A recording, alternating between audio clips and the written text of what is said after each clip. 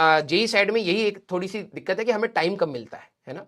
अभी जून में स्टार्ट किया है, दिसंबर में खत्म करना है, 2 साल का सिलेबस पढ़ना है, तो कठिनाइयां भी हैं और सारी चीजें भी पढ़नी है, हम कोई चीज को छोड़ भी नहीं सकते। तो थोड़े से एफर्ट्स लगते हैं आपके भी और हमारे भी, लेकिन हम लोग कर ले जाते हैं, हर साल करते हैं, कर ले जाते हैं और सिलेक्शन भी यहां से होते हैं। तो आप सभी लोग बस क्या करें, थोड़े से अपने इनपुट्स को अब इंक्रीज करना स्टार्ट कर दीजिए। 1 महीना हो चुका है, अब आप फ्लो में आ चुके हैं। देखिए मैं आपको प्रैक्टिकल बात बता रहा हूं, आपकी डीपीपी छूटेंगी, आपके मॉड्यूल के क्वेश्चन छूटेंगे, कईयों से एचसीवी छूट, कुछ चीजें छूटती चली जाएंगी, लेकिन पैनिक नहीं करना है।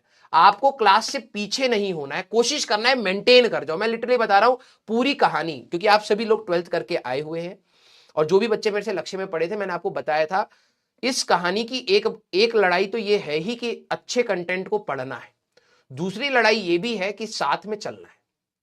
ठीक है, जब सिलेबस खत्म होता है ना, जिस दिन हमारा सिलेबस खत्म हुआ और आपका भी सिलेबस खत्म हो गया, लक्ष्य के जितने भी बच्चे, मैंने आपको ये बात बोली थी, आपको शायद डेट भी याद ना हो, मैंने आपको बोली थी अक्टूबर नवंबर में कि भाई 5 दिसंबर के बाद अगर आपकी 12वीं बची हुई है तो आपके लिए दिक्कत है।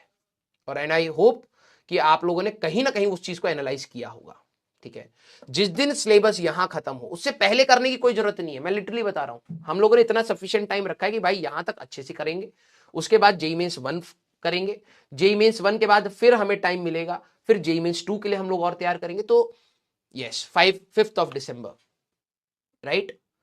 मेरे को डेट्स, ये सारी चीजें, बैच कब स्टार्ट होता है, कब खत्म होता है, कब क्या कहा गया, क्या नहीं कहा गया, हमें पर्टिकुलरली सारी याद रहती हैं। ठीक है, तो मैं आप सभी लोगों को बोल रहा हूं कि आप लोग अपने एफर्ट्स को बढ़ा करके रखना। ठीक है, क्योंकि बाद में अगर 15 जनवरी तक अगर आपके बैकलॉग रह गए तो ये बहुत बड़ा पेन पॉइंट होगा। आप एग्जाम में आती हुई चीजों को भी खराब करके आओगे, क्योंकि आप मेंटली थोड़ा सा ना ये रहोगे, यार मेरे को चीजें नहीं आती हैं, पता नहीं ये होगा नहीं होगा, डाउट में रहोगे। आपसे चीजें छूट रही है, पैनिक मत करो, जितना कर सकते हो उतना करो। फिर उसके बाद आप सभी लोग क्या करना, जेई मेंस 1 तक पूरा सिलेबस खत्म कर दो। पता है क्या होता है, मैंने बहुत सारे बच्चों को देखा है, जेई मेंस 1 से पहले पहले अपने कुछ भी स्ट्रेटेजी बना रहे हैं, कुछ भी कर रहे हैं, ठीक है कर लो। जेई मेंस 2 के बाद कहते हैं अब मैं, सर मेरे को ना कॉन्फिडेंस नहीं आया, मेरे जेई मेंस 1 खराब हो गया है, मैं थ्योरी दोबारा पढ़ूंगा। फिर जेई मेंस 2 खराब होता है। अबे भाई एक ही चीज को बार बार तू पढ़ के अपना सिलेक्शन नहीं ले पाएगा, मतलब क्वालिटी अपनी इंप्रूव नहीं कर पाएगा। तेरे को नए नए सवाल लगाने पड़ेंगे, जब जाके तेरी क्वालिटी इंप्रूव होगी। क्लियर? तो आप सभी लोगों से मेरी रिक्वेस्ट है, प्लीज अपने एफर्ट्स को बढ़ाते रहना।